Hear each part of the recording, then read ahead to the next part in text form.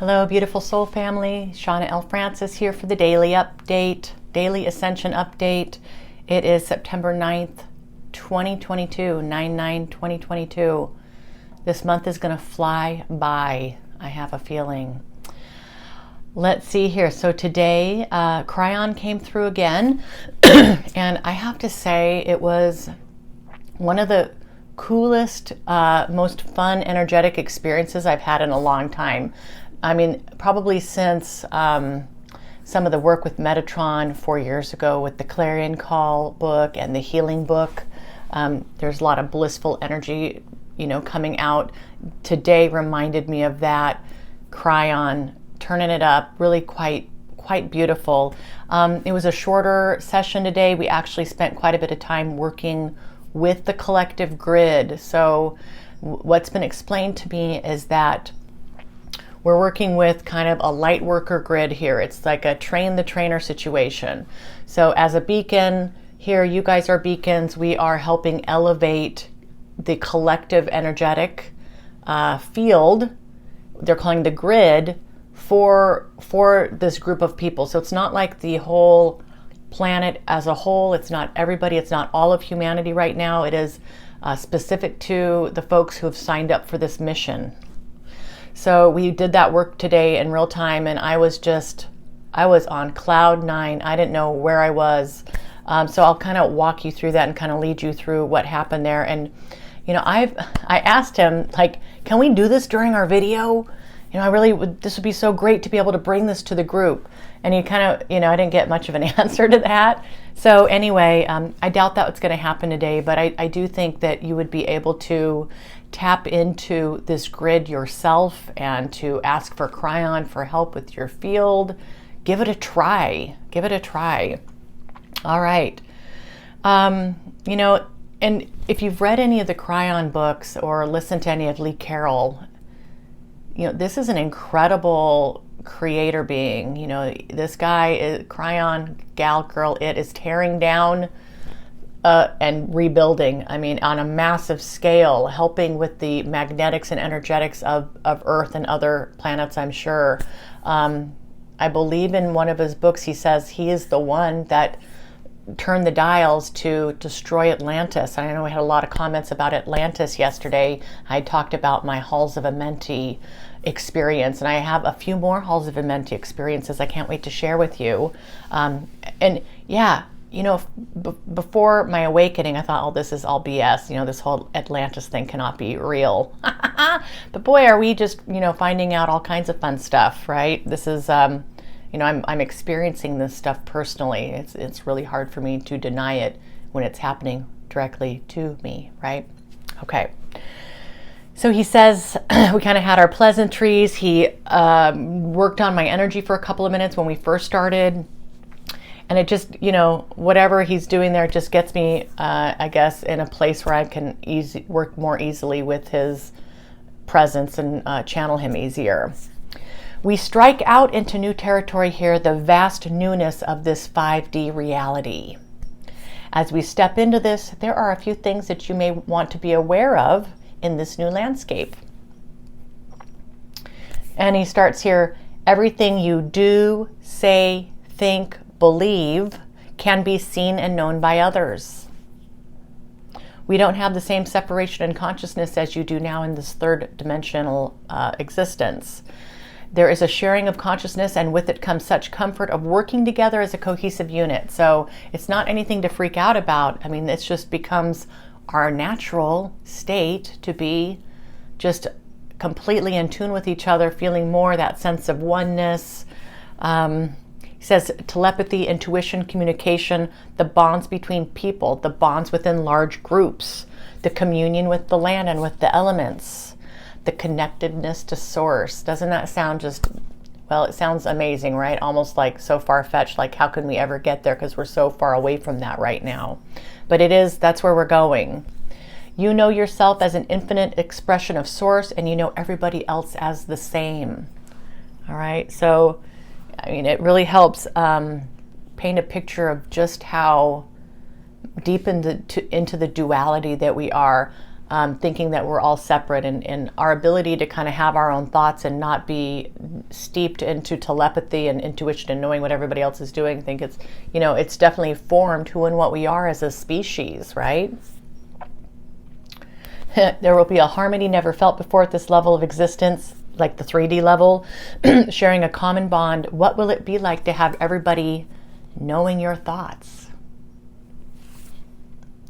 Well, not to fear, dear ones, because you won't be thinking in the same way that you are thinking today. Okay?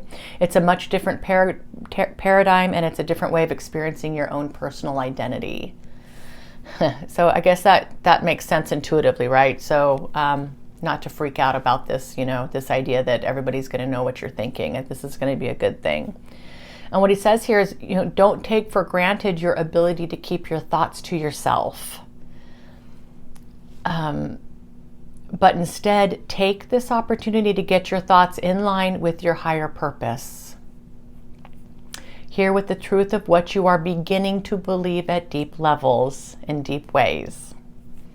Can you do this? Oh man, I've got a long way to go.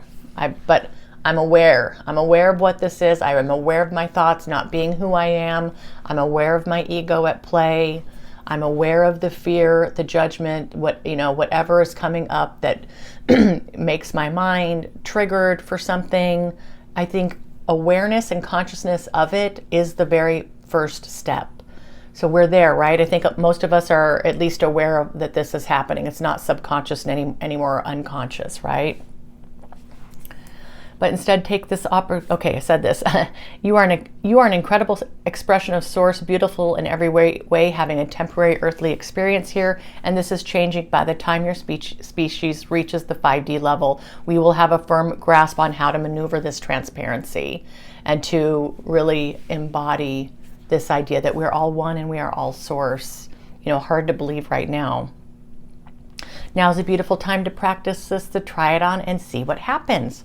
Try this on and see what happens. Getting your thoughts in alignment with the truth of who and what you are.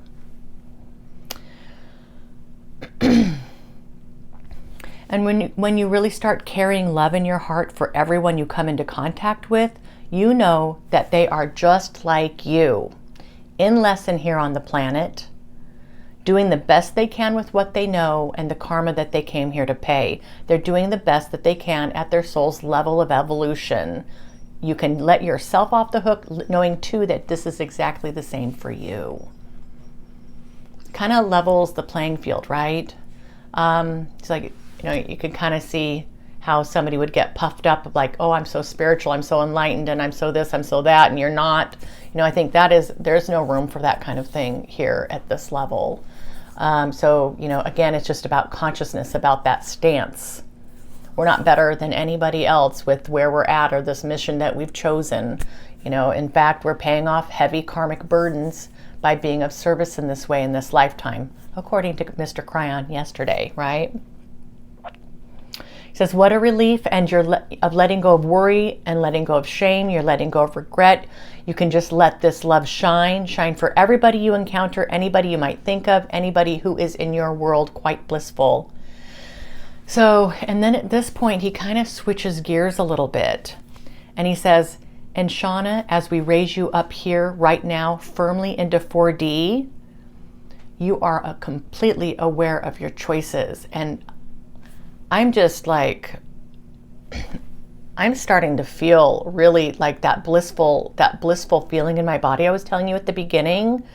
He says, you have an awareness, you have awakened. This is now conscious. You get to decide what to do with these gifts. Let us play in the space of infinite love. Let us play in the space of infinite love. Are you starting to love, and getting over kind of the corniness of it?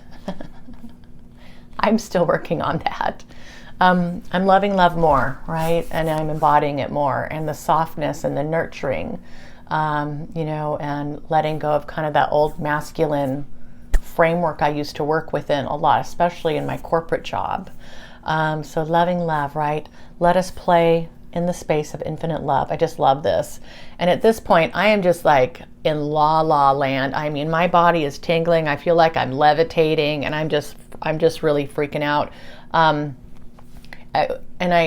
kind of stopped the channeling, and I just made some notes in my recorder about how I was feeling. And as I was explaining it, I started to cry. You know, this stuff brings tears to my eyes. It was just, it's so sweet. The energy was so sweet. So I guess that was him kind of turning some dials to get me to a true 4D.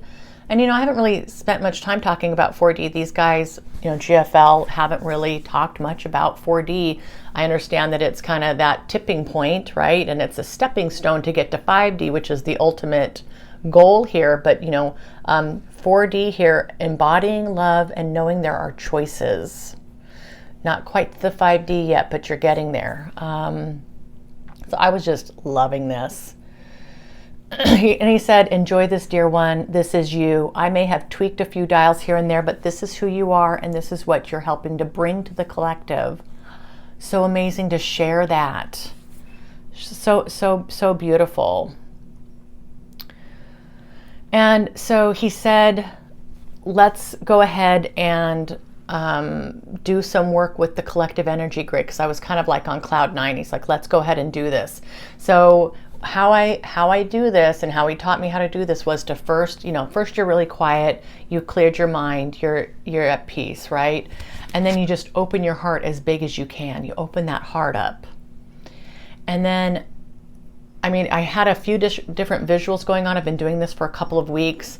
The most recently, I'm literally seeing a grid, and it kind of blankets around the whole planet like it's in our atmosphere, for example. And I'm seeing actual grid lines.